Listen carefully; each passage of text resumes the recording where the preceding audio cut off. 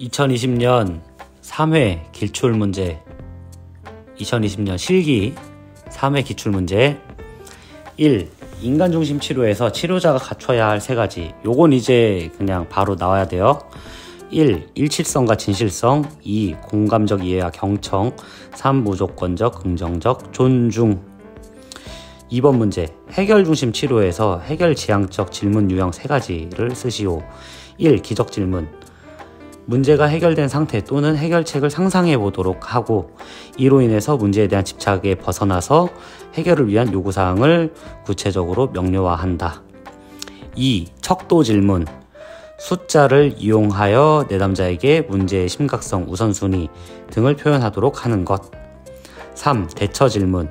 어려운 상황 속에서도 적절한 대처 경험을 상기시켜 내담자 스스로 강점을 발견하고 대처 방안 기술을 가지고 있음을 깨닫게 도와준다. 해결지향적 질문 3가지. 1. 기적질문. 2. 척도질문. 3. 대처질문. 기적질문은 상상해 보도록 하는 거, 척도질문은 숫자를 매겨보는 거, 대처질문은 어려운 상황에서 어떻게 대처했냐를 물어보는 거. 3번 문제. 내담자 말을 경청하는데 좋은 상담자 되기 위한 구체적 방법 5가지. 1. 눈을 적절히 마주치고 이야기에 주의를 기울이고 있음을 표현한다.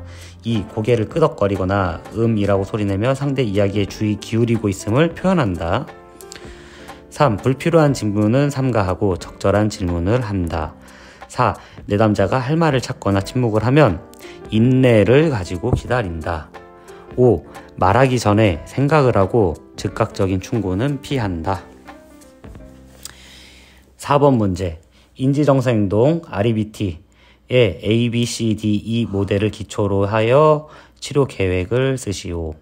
1. 합리적 신념과 비합리적 신념을 구분. 2. 내담자의 자기 보고 및 상담자 관찰을 통한 비합리적 신념을 발견. 3. 비합리적 신념 논박. 4. 비합리적 신념을 합리적 신념으로 바꿔주기 위한 연습 유도. 5. 합리적 행동 시험 및 학습 결과를 실제 적용. 5번 문제. 상담에서 윤리 문제와 관련해서 상담자가 알고 있어야 할 상담 행동 지침 5가지. 1. 상담자는 내담자 복지에 의무가 있고 상담자 욕구에 이용해서 안 된다. 2.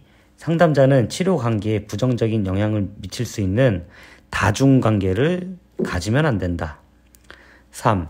상담자는 내담자 비밀 보장을 해야 한다. 4.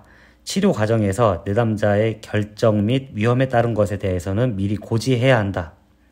5. 상담자는 자신의 한계를 명확히 알아야 하고 자신의 능력으로 문제 해결이 어려울 경우에는 슈퍼바이저의 도움 또는 다른 상담자에게 의뢰한다. 6번 문제. 치료자가 내담자의 비밀 보장을 할 수 없는 경우 5가지. 1. 내담자가 치명적인 감염병을 앓고 있는 경우.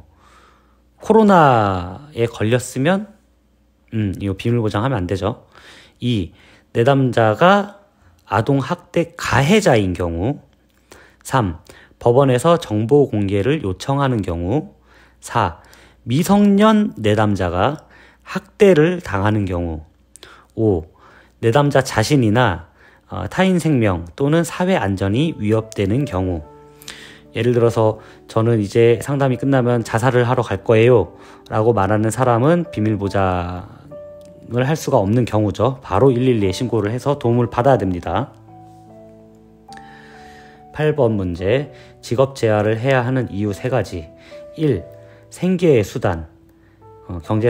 경제생활을 유지해야 함. 2. 사회적 기여의 수단. 사회적 욕구 충족을 해야 함. 3. 자아실현의 수단. 자기 성취와 발전을 위해서. 9번 문제. 실무에서는 임상적 판단과 통계적 판단이 있다. 통계적 판단과 임상적 판단 장단점 2가지씩 쓰시오. 일단 먼저 통계적 판단 장점. 통계는 숫자 이런 거죠. 개념의 구체화, 조작화 과정으로 개념을 명확하게 정의함으로써 구체적인 예측이 가능하다. 객관적 도출 공식을 통해서 신뢰도 결여 문제를 해결할 수 있다. 하지만 통계적 판단의 단점으로는 인간 본질적 복잡성을 수량화하는 데 한계가 있다. 그리고 개인 내면적 특성을 숫자, 점수로 환원하는 것에 윤리적 문제를 야기한다. 임상적 판단 장점, 다양한 검사 자료 그리고 행동 관찰에 의한 비교적 정확성 있는 판단에 기여한다. 과학적 예측 분석이나 통계적 접근이 어려운 경우에도 적용이 가능하다. 하지만 단점, 통계적 접근에 비해 신뢰도가 떨어진다. 주관이니까. 임상가의 주관이 반영될 수 있고 검사 과정이 편향이 나타날 수 있다. 10번 문제, 심리 결과의 올바른 해석 지침 4가지. 1. 해석의 기본 관점 수립. 검사자는 검사 점수가 무엇을 의미하는지 입장을 분명히 해야 한다. 2. 통계학적 해석에 대한 설명. 검사자는 수검자한테 표준 점수 성질을 쉽고 정확하게 이해할 수 있게 해야 한다. 3. 개인 간 차이와 개인 내적 차이의 명료화. 측정된 점수는 오차 개입이 되어 있을 수 있기 때문에 점수만으로 비교해서 단정짓기 어렵다. 나는 10점이고 쟤는 15점이면은 제가 뛰어나다라고 단정짓기 어렵습니다. 왜냐하면 검사에는 오차가 있을 수 있기 때문에. 그리고 4. 측정 오차를 고려한 해석. 검사자는 검사 과정에서 어떤 종류의 오차가 개입되어 있는지 확인해야 한다. 자, 11번 문제. 심리평가 보고서 작성 시 심리검사 결과와 생활사적 정보를 통합하는 중요한 이유. 심리검사 결과. 심리검사는 내담자의 직접적인 반응을 통해 심리 특성과 현재 상태를 표현을 하지만 내담자 주관적인 정보이다. 그리고 상담 시 관찰되는 내담자의 관찰 정보, 그리고 생활, 과거력, 개인력은 현재 심리 상태를 나타내는 객관적인 정보이다. 주관적 정보와 객관적 정보를 통합함으로써 오류를 최소화하고 보다 정확한 진단 및 평가가 가능하다. 15번 문제. 로샤 검사 중 특수 점수에서 특수 내용 3가지와 각각 설명하시오. 특수 내용 3가지. 1. 추상적 내용. 2. 공격적 운동. 3. 협조적 운동. 4. 병적인 내용. 1. 추상적 내용. 수검자가 상징적 표현을 사용하는 경우에 채점한다. 2. 공격적 운동. 싸움, 파괴, 공격성 등 공격적인 내용이 포함되어 있는 경우에 채점한다. 3. 협조적 운동. 운동 반응에서 둘 또는 다수가 협조적인 상호작용 시 채점한다. 4. 병적인 내용. 대상을 파괴하거나 손상되게 보는 경우, 대상에 대해 우울한 감정을 부여하는 경우 둘 중 하나에 해당될 때 채점한다. 16번. 투사검사 중 HTP, 집, 나무, 사람, 그림의 크기와 위치가 나타내는 의미 2가지씩 설명하시오. 그림의 크기. 과도하게 큰 경우에는 자아 존중감 팽창, 그리고 공격성과 과장성을 반영한다. 과도하게 작은 경우에는 자아 존중감, 위축, 그리고 열등감, 불안감, 위축감 등을 반영한다. 그림의 위치, 높은 곳에 그렸을 경우 공상적인 생각을 반영한다. 달성하기 어려운 목표를 설정할 수 있다. 낮은 경우 불안정감, 부적절감이 내면화하고 우울한 성향을 보인다. 공상적이기보다 확실하게 현실적 기반을 둔다.